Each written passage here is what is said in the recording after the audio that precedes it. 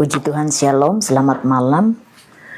Mari saudara, sebelum kita mendengar firman Allah, kita berdoa kepada Tuhan. Kita satu dalam doa.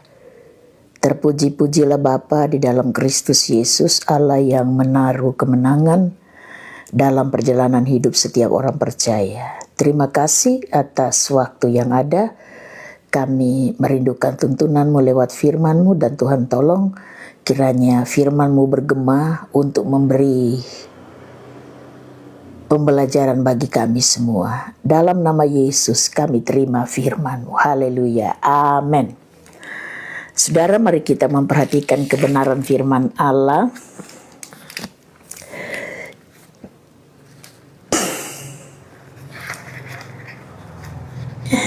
Yang diambil dari dalam 2 Timotius pasal yang keempat ya. Kita akan membaca ayat 1 hingga ayat yang keempat. Firman Allah berkata sebagai berikut.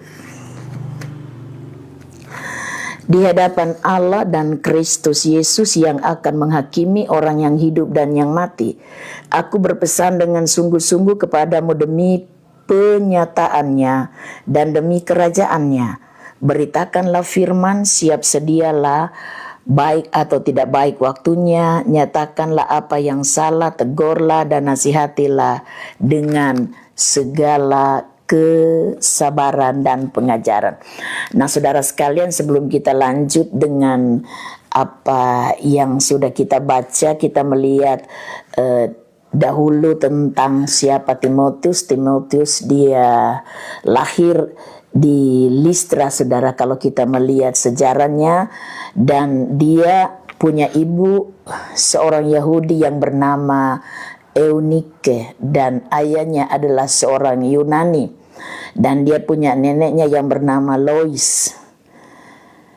Nah, kita melihat Timotius ini, kalau melihat sejarahnya, dia maju dalam pelayanan berkisar di usia 19 tahun sampai 20 di antara 19 tahun sampai 23 tahun. Nah, di usia yang masih muda belia ini, Timotius sudah maju dalam pelayanan, dan dia adalah murid dari Paulus, dan dikatakan di sana sebagai soko gurunya adalah Paulus. Dan kalau kita melihat, dia lahir itu kira-kira di tahun, diperkirakan tahun 17